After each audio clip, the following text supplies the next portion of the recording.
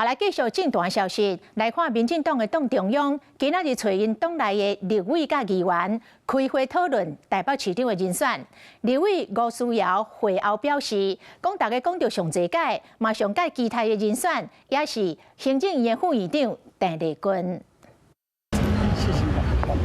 民进党立委王世坚现身党中央，不过这届不是要开中常会，是用台北市民意代表的身份来。今仔日在播党中央邀请北市立委议员来开会，虽然无讲会议的主题，不过大家是心来有数。今天邀集台北市的立委议员来对话，大家不外乎我在讲3件事：第一个，选战的规划；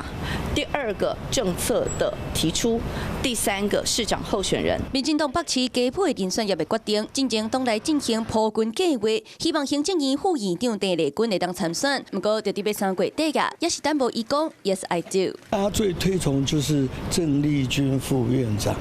大概我们在发言的过程都一致推荐郑丽君副院长。所以我想，郑丽君副院长应该会在短期内就会做出很好的决定。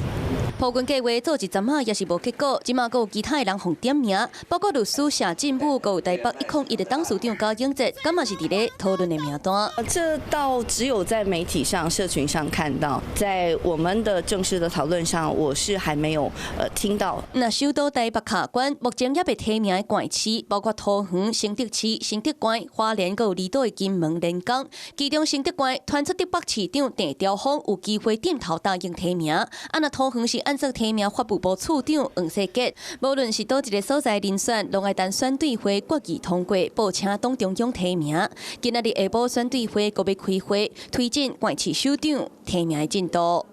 Hello， 我是雷亚，想要抢先掌握最及时的新闻资讯吗？赶快订阅、按赞、开启小铃铛，锁定华视新闻 YouTube 频道。